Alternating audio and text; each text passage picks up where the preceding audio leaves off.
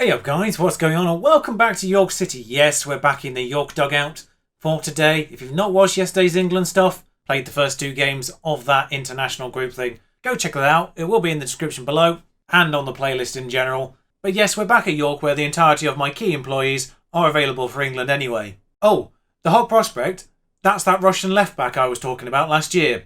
He's actually eligible for England as well. So that's good news.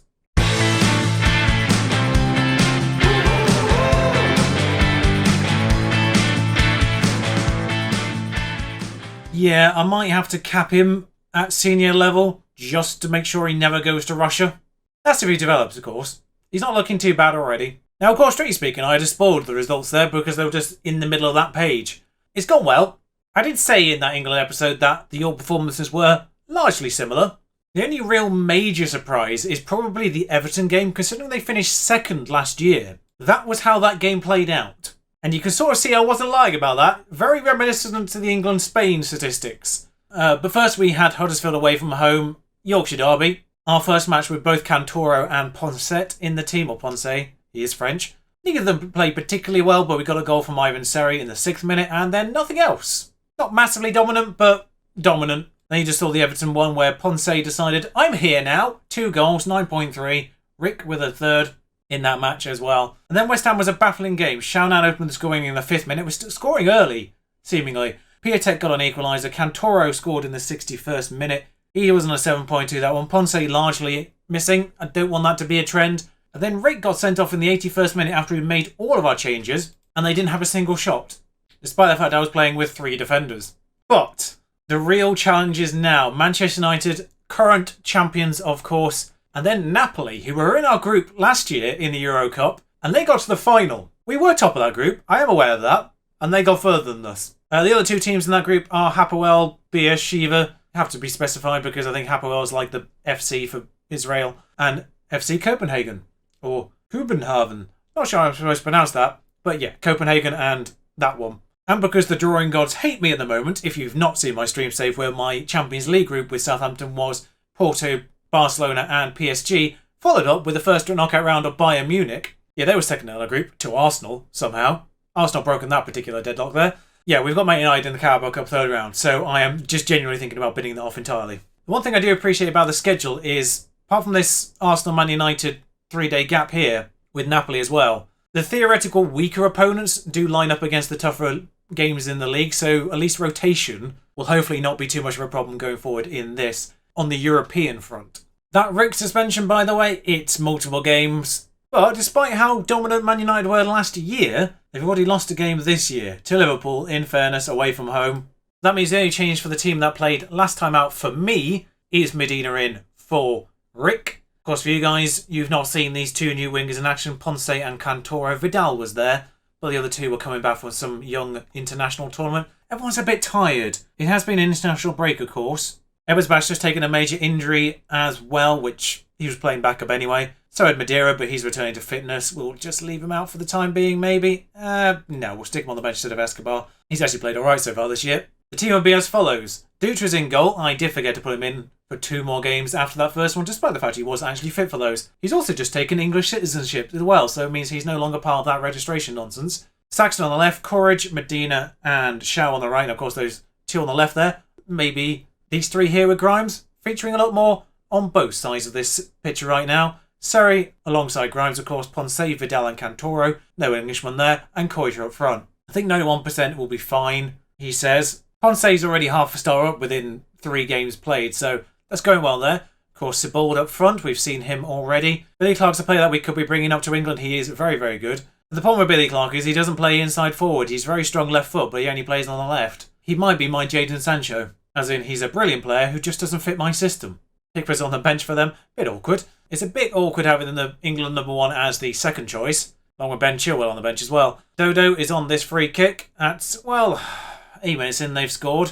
I mean, set pieces again, just problematic. It's a thing. It doesn't really matter how you set them up, it seems, this year. You're just going to concede them. We don't need to see it with lines. Medbury back out to Dodo again, and it's all Man United so far in this game. Medbury again to Nali now. Over to Howell Gabriel. And this realistically, these pair of games obviously our toughest test so far. That's not gone well, but Courage clears it. Like, realistically, out of the game so far, you would have expected us to get points out of them. You know, Huddersfield away, yeah, sure. Everton at home. At home, you expect us to get something from it.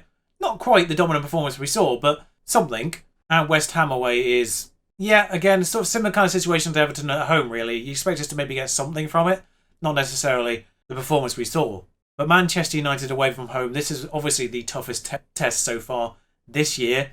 And then Napoli away to follow that. But of course we did beat them. I think it was 4-0. Was it 4-0 away from home? I can't remember if it was 4-0 at home or away now, but we beat them home and away either way. Oh, Duque's taken an injury. That could become relevant at some point. Oh, Ponce has nabbed that off him, and Cantoro will now come in on this right-hand side. Nips past number 2, number 4. Gone a bit too wide, really, for that to really trouble the goalkeeper, and well held. It is an orange injury for Duque, so we'll keep an eye on that. Ponce now has gone into the middle. Coita was not there on that. Sybil's all the way back in his own box, though, so we do have an opportunity to get players back before this counter-attack is launched and danger. But now they're playing from the back just normally, and Ponce's nabbed into that really bizarre pass there.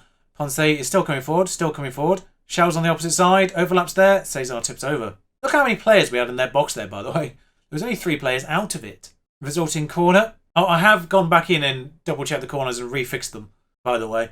But Dodo's gone past our entire defence. Duque's gathered that and cleared. Courage may have suffered a bruised knee, but he should be able to play through it. Well, yes, because it's a bruise. Dodo on the corner, Sergio. Yeah, Sergio's well held that. So where is this going now? I'm looking at number 2 over there. No, straight to Medjbury.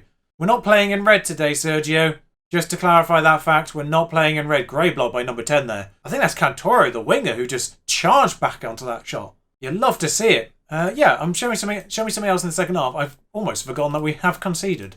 Voigt is already motivated. We'll leave him as is. Don't want to turn that motivation to just happiness. But yeah, he's not necessarily been the brilliance that I was expecting just yet. Has to settle in fairness. He is playing with 3 brand new players directly behind him as well. So once these guys have settled in, I'm expecting quite a lot. We've just picked up like 8 yellow cards in the space of 2 seconds. What's happened there? Also, literally nothing is happening in this half. Alois Silva's coming on up front.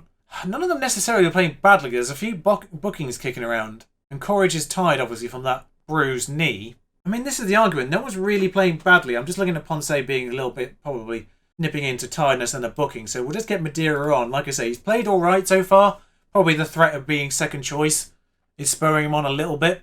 I'm just going to tell him to show some passion. Now, you look at the statistics here. We've had 1 clear-cut chance to their 2. 0 woodwork to their 1. They're coming forward again, though. And, well, you can't really be bad at conceding a goal like that. I mean, defensively you can, but, I mean, that was a rocket. It's literally just one pass. Dodo just runs through the entire team. Not quite sure what Bradley Saxon's doing here. I think he's forgotten he doesn't play for Man United anymore. I like the fact he punches the air, despite the fact that was probably entirely his fault. We picked up 6 yellow cards. This keeps happening. We're not even on get stuck in. I don't even know what changes this, to be honest. We've got to get 2 goals in 5 minutes, so, you know. I'm just looking at Courage. He's so tired. I don't actually have a defender on the bench. Technically you can put Nyambi in there, but still. My issue is, the ones with the lowest ratings are the players without the bookings. Sorry, Nyambi's coming on right back, because why not? At this stage, why not? Yeah, even game. They were just clinical. Far from pleased. In fairness, we did need a bit of reality check. I've got no options to follow that up with. What? Just end the team talk, never mind. First loss of the season. We're still 4th. That's 8 games undefeated. Following on from the end of last year, which actually started with Man United, weirdly enough.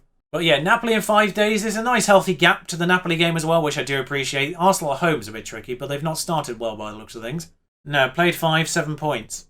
Ah yes, all the games that I could possibly watch as England manager. I have actually been doing these. I wish there was a way to watch them without actually watching them. So I won't do one this week because obviously I'm recording. But I would probably go to that Lyon match with Man United. Quite a lot of players to see there. Yeah, I've been kind of getting into the whole spirit of the England manager thing, attending games, watching English prospects. Oh, by the way, that's just reminded me on the hints and tips there. Mentioned a ball takeover. There was talk of a takeover again. And it said we were in the process of one, so it wasn't like it wasn't something. I don't know what's going on because we only got took over last year. It's ended now. In other news, Kasper Schmeichel's the goalkeeping coach. I forgot to mention, by the way, we are indeed now the top Yorkshire club. So, tick. I'm just mightily impressed they managed to do that the right way around for the camera there. Shout out to Norwich, by the way, though. When it comes to the Europa League, away at Napoli in our group is most certainly the most difficult match of this group stage, I would suspect. I'm not a big fan of having Manchester City in the Europa Cup, Europa League. Keep doing that. But when you look through the rest of the groups, RB Leipzig, Lazio are here, Napoli, of course, in our group, Schalke, Valencia, like the other top seeds, apart from Manchester City, I feel like they're beatable. I feel weirdly confident now. It's going to be all about the teams that end up third in the Champions League, I feel like, at this stage. But as things stand, I'd argue the only team that we are probably definitely worse than are Manchester City. Courage at 90% worries me. I'm also going to do a little bit of rotation for this match. I'm not going to massively rotate because I still feel like we need most of our best players on this pitch, like Grimes and Seri. Shaw, for instance. I'm changing my goalkeeper up just because I feel like that's not really a detriment, and strictly speaking, 7.24.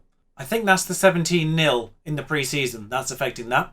But I'm also going to start with Madeira and Harrison because I'm in a weird position where they've actually played better at the start of this season. And I'm just basically resting that entire attacking line, also by starting with Teko in the more defensive formation, which I realised I should have used against Man United. But the more aggressive formation was working in the other 4 matches, so I figured why change things up. And really, actually, it was more a clinical issue than anything else, but for rotation purposes, we don't really have a proper backup attacking midfielder. We've got players who can go there during a match, but for a full 90 minutes, not really a proper second choice. So the lineup will be Saxton, Medina, Rick and Shaw on that back line with Hidalgo behind them, Teko, Grimes and Seri in the middle, Madeira and Harrison, and Koita up front. Harrison's actually played really quite well considering he's third choice. More new gen faces on that page than I was expecting. They've got a number 7 up front. Yeah, he's attacking midfielder with 9 finishing. Curious. Do they have any out-and-out strikers on the bench? Unless they're a new gen. No. No existing strikers anyway. For some reason we're the underdogs in this match, according to that. They've had an injury in the first minute, but for some reason we're the underdogs in this match, despite the fact we beat them, I think, 4-0 here last year. Either 4-0 or 2-0. Those were the results over the course of the pair of them. Why am I so far out? Teko has dinked that one forward for Koita, and, well, Koita's gone a bit wide, but he has got past a couple of defenders, decides to just kick it wide. I'd honestly rather he kicked that at the goalkeeper there. Now, in terms of the other groups, I'm just partially pleased that Applewell have got a fairly nice group. It's nice to give a Cypriot club a chance. You know my affinity with Cypriot clubs. I really enjoy keeping an eye on those guys. But Koita, well, that's the way to get your first goal of the season. He's here, hopefully. But yeah, Seri just does Armenia, I think that is there. And Koita in, well, he has plenty of time to sort of even think about that a little bit more, but goes for it on the edge of the box and gets the goal. Yeah, he could have run at him, gone round him, but no. Just decides to dink it from the edge of the box, and what a shot it was in the end. 1-0. I got very confused there for a second for Lazio. I thought they had Mark Noble score, although Mauro Nobile is probably the Italian for Mark Noble. I'm very tempted to sign him just for that reason. I'd love it if he was a sort of a Mark Noble mould as well. Sorry though, that's 2. What is it about Europe? Now, you would say obviously champions Man United are a tougher team than Lazio, but still, you would argue teams like Lazio are on par with current day Arsenal's, Chelsea's, teams like that, on paper, and yet we can just turn up at places like this and do the business so far. I'm going to have a look at Mark Noble Italian. No, he's a winger. I'd loved it if he was like an industrious midfielder. Assertively say, keep it up. You know me, I've said it enough. The assertive keep it up is really the better don't get complacent. I found they've made 2 changes already. They've decided to change something at half time, bringing on Jonathan David, the Canadian. Still only 28, and quite good. And Teko's on a 7.6. Sorry though, fitness-wise, nothing's happening in the second half again. Why does this keep happening?